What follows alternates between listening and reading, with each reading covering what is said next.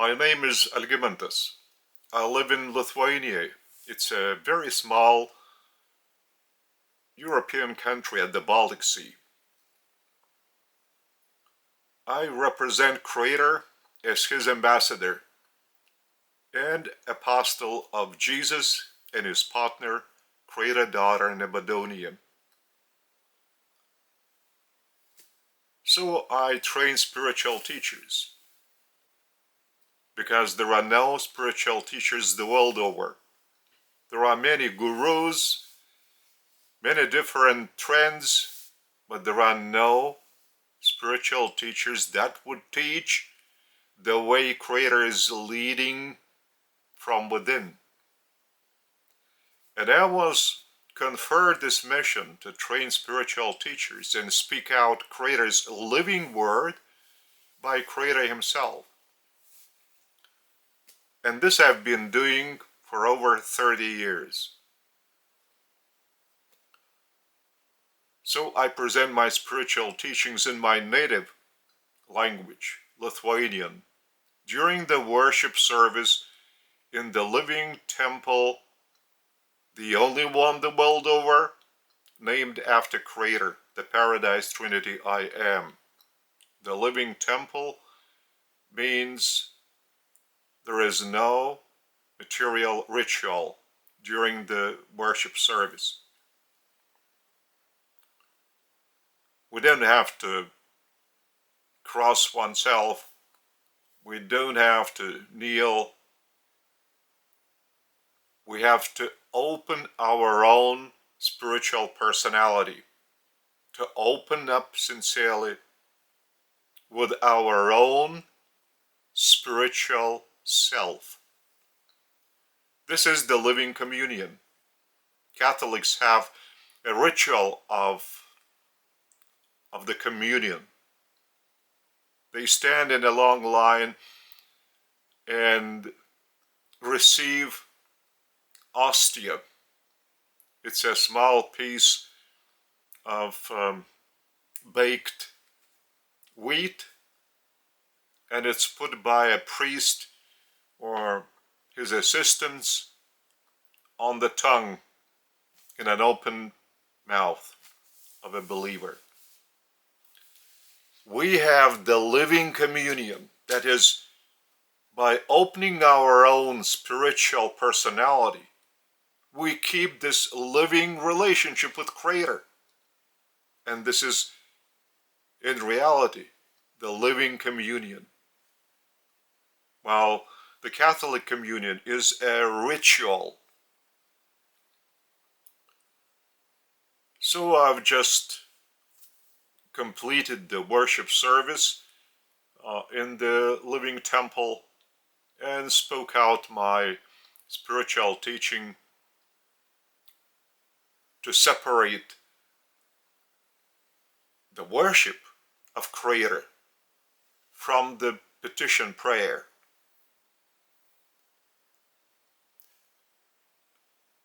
The teaching I present in English, I usually do in different places, be they in the nature, in the city, or indoors, as is the case now. When I look around, when I look upon humanity, upon people in Lithuania, in other countries, I see that people do not realize what is their meaning. What is the meaning of their existence on this planet? And how come they appeared on this planet in particular? They don't have any idea about it. And it is impossible to get any understanding either of Creator, of Jesus, of humans, of evolution, without first submerging in a perusing of this epochal revelation, the Urantia book, the epochal revelation. And from this epochal revelation, we receive a very detailed description of life and teachings of Jesus.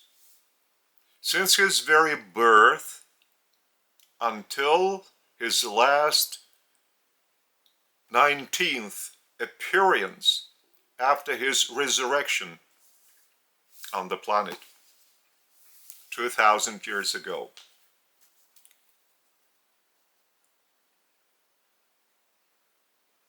So, when I read about Jesus' life in his childhood,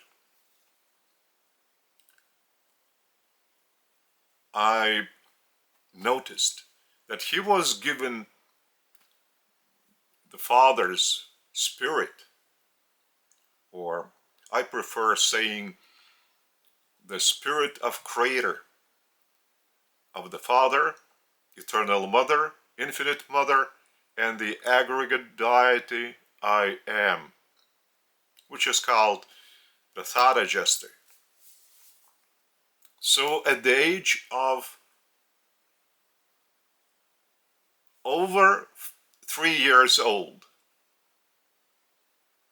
being more than 3 years old, but not yet 4 years old, that is in his 4th year. That's a very young age, because usually all kids receive who have a normal mind. They receive thought adjusters, well, at about 5 or 6, 7 years age. When Jesus was given thought adjuster, of course, this thought adjuster was, in a way, different from the thought adjusters other people receive. He had incarnated, actually, he indwelled the mind of Makiventa Melchizedek, who had incarnated in the human form on our planet 2,000 years prior to the appearance of Jesus on our planet. And this Melchizedek was called the Sage of Salem, a wise man from the city of Salem. Later on, Salem turned into Jobus, and still later into Jerusalem. So, since that very moment, the guardianship of Jesus as Creator Son of our local universe has been removed, apart from the thought adjuster and seraphim angels and several midwayers. Midwayers are creatures not yet spiritual. They are in between the lowest of the spiritual orders of personalities in spirit. Seraphims and mortals who still have a material body, but their spiritual personality is not this body, but what is indwelling this body, our true self. So, midwayers might also perform some physical tasks, at the same time being invisible to material eyesight. So the guardianship of Jesus was in the hands of this small collective of beings. And when Jesus reached 12 years old, he was in the last grade in the synagogue school. And even before he turned 13, he finished the school, and he was then pronounced as a son of commandment. So in this case, he was allowed to go to the Passover feast in Jerusalem, in the main temple of Jerusalem, where he should have been consecrated into the citizen of Israel, full-fledged citizen of Israel. There was a certain ritual for such children, and therefore the family set off this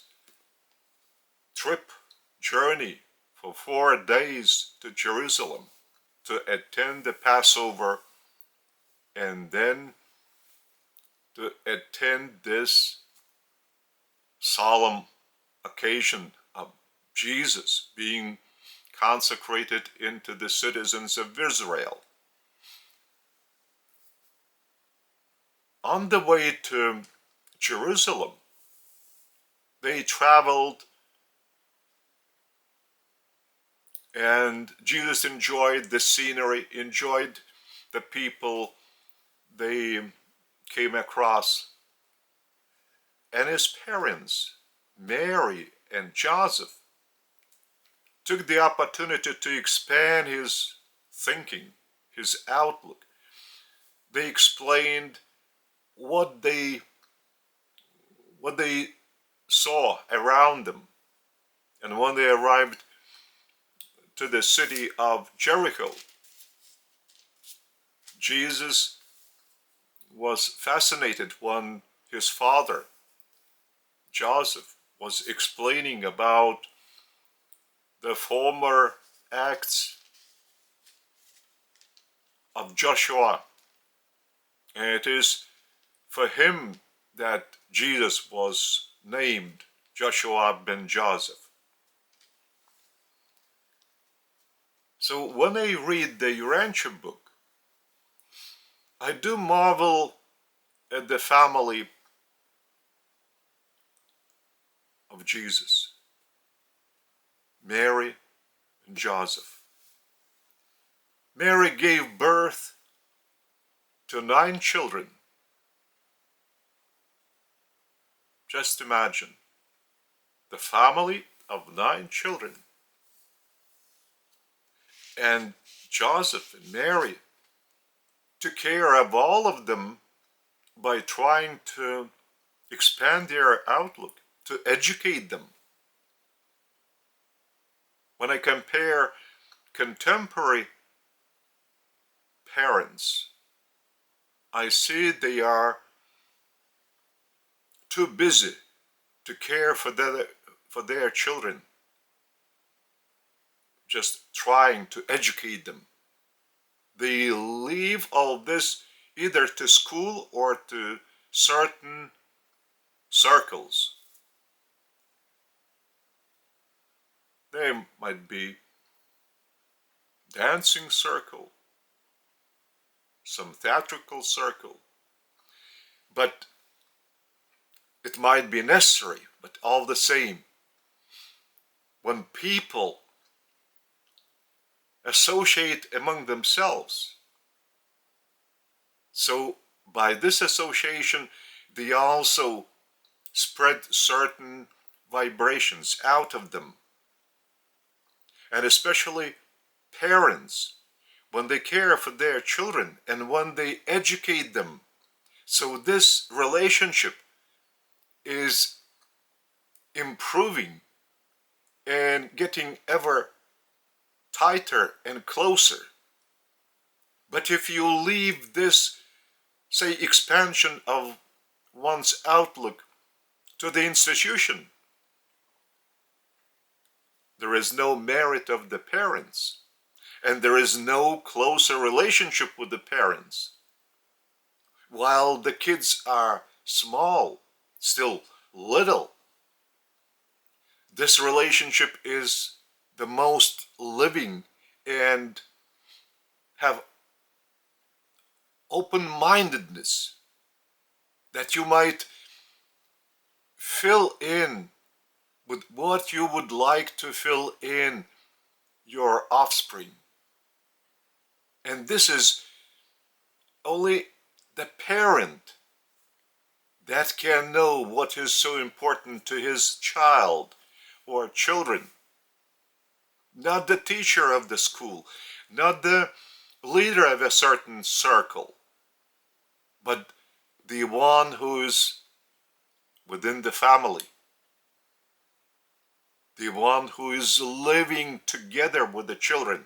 So that's why the role of the parents is enormous in expanding man's,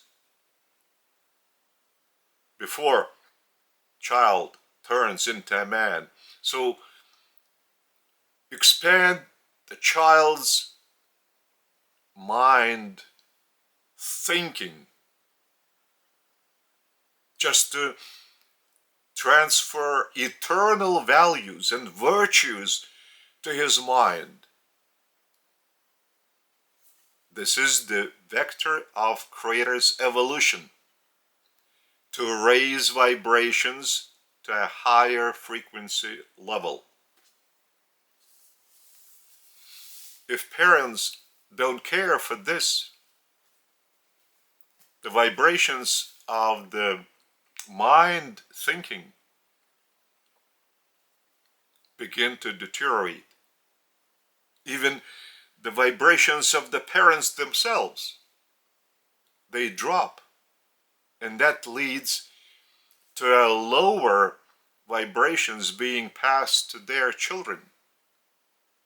And that's the way to different illnesses, to different conflicts, to tension, to misunderstanding, to discord, and so on, to all negative effects.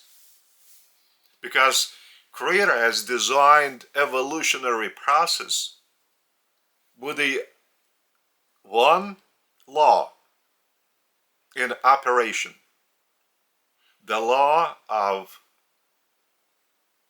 cause, action, consequence.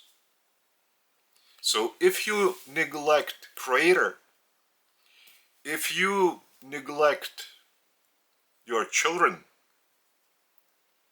if you devote all your attention to yourself, it is certain that this family will have a lot of negative emotions. And they would lead to, well, I would say, different diseases, ailments, hard conflicts in their living, and that will also be the consequences of their unwise behavior with their children. But again, this is an evolutionary stage when these parents have not received any spiritual education from their parents. So no wonder they mistreat their children. They don't know how to care for them. And they took a wrong path, a wrong vector, and completely turn away from Creator, who is living within each of us and within each of their children. So Jesus, when he reached the age of a son of the commandment, and when they reached Jerusalem for the Passover feast and consecration of his in the citizenship of Israel. He enjoyed the traveling, enjoyed the people, enjoyed the view of the shining dome of the Temple of Jerusalem. He enjoyed the temple, its majesty, its beauty. But what he was abhorred with and horrified by the people who were so unwise, just while even getting to the celebration of the Passover, they were unwise that much because they had no spiritual teachers. No one taught them how to properly behave in the temple, in the home, prayer home of the Father, because it was accepted as a norm to behave like this. And in the pagan court, there were curses by pagans. That's awful to humans, to Jesus's heart. But what he was astonished at when he saw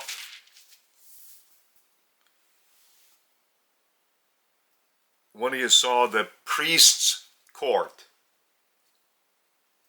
it was beneath the rock ledge in front of the temple where the altar stood. And it was awful to observe the killing of the droves of animals and the washing away of the blood from the hands of the officiating slaughter priests at the bronze fountain.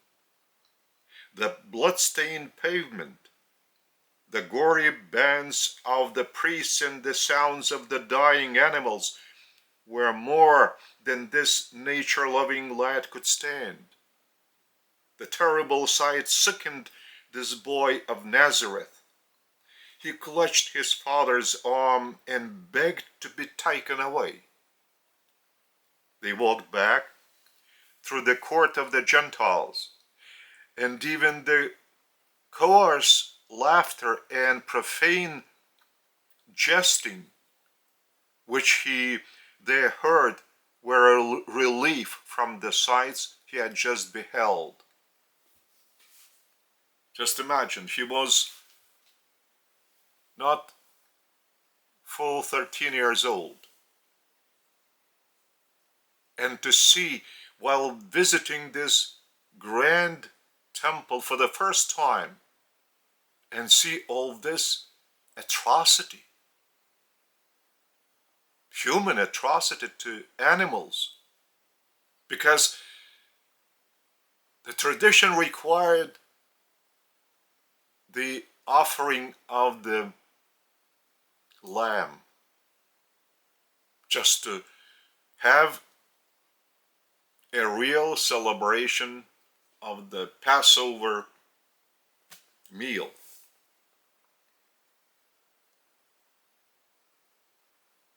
On the other hand, your sins might be also relieved if you take a certain offering to the temple, to the priests.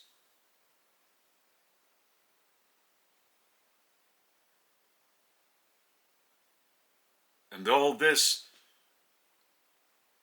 could not go together with the Father's love. That's why Jesus told his parents, Mary and Joseph. I completely refuse to believe that the Father is that merciless, that he would require some sort of an offering to him, that animals should be killed, that he might show his love. And he said to Joseph, "You are my earthly father, but whatever I might do wrong, I cannot imagine that you would even shout at me. But if you are my earthly father, showing so much love for me, so how much more is the divine Father in love of his erring children?" And remember, he's just not fully 13 years old. And he revolts against the tradition of all Jews. Not only that might be the tradition of the Joseph's family. No. It's a revolt against the system.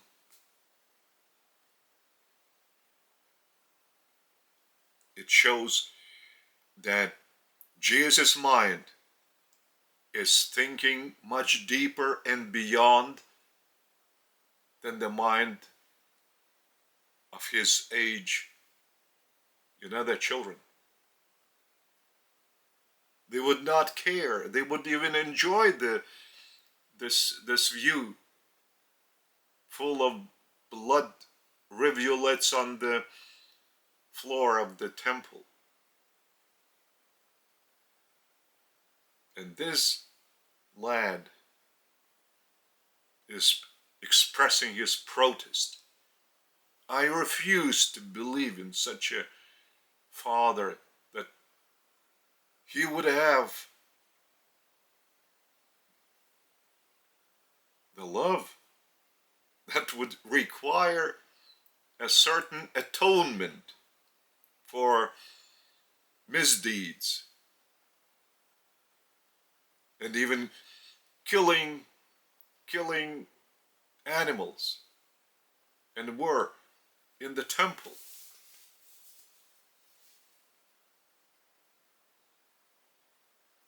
Now look around in the 21st century.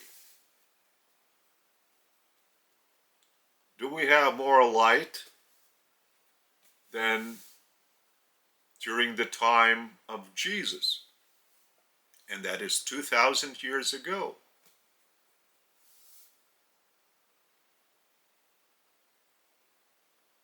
I see rituals everywhere, rituals performed during the major religious feasts, holidays.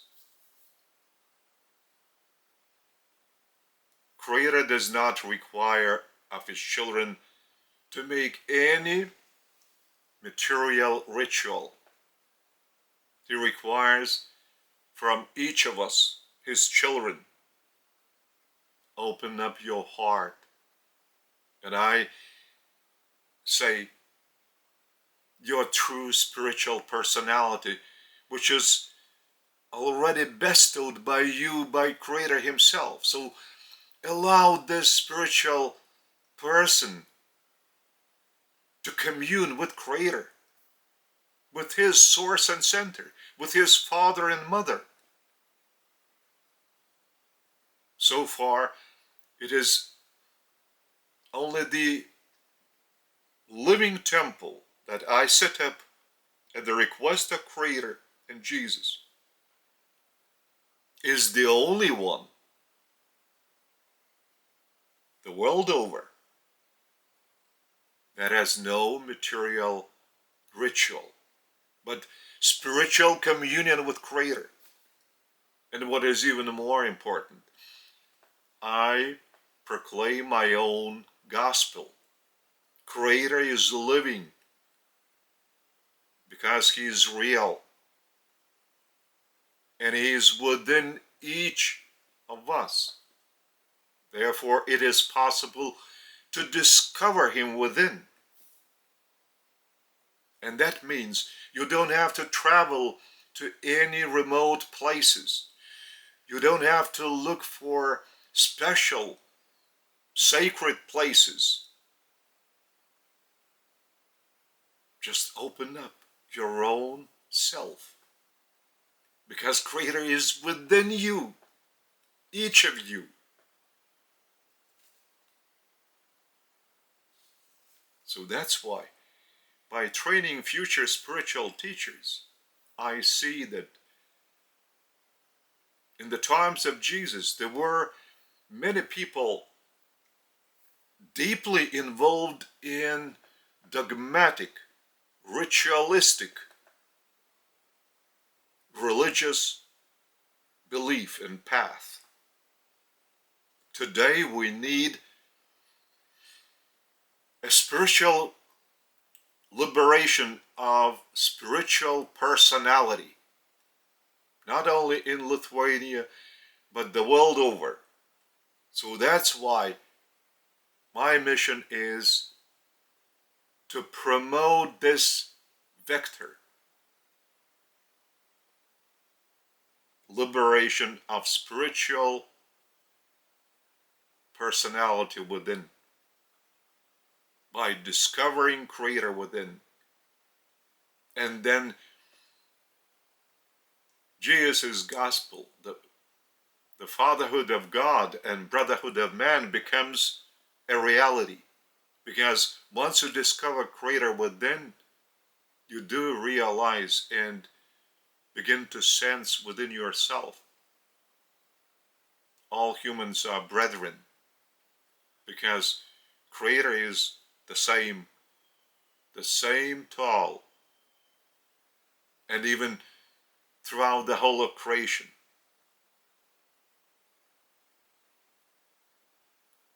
So that's why, so far, there are only a small handful of people who dare to embark upon the living path and attend the living temple, the Paradise Trinity I Am living temple,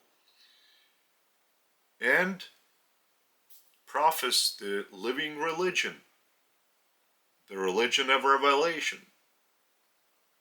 the Paradise Trinity I Am living religion. But this is just the very beginning. But it is certain to embrace the whole of humanity. All religions will submerge into this living religion of revelation of Creator. That's why I established this religion by being led by Creator from within.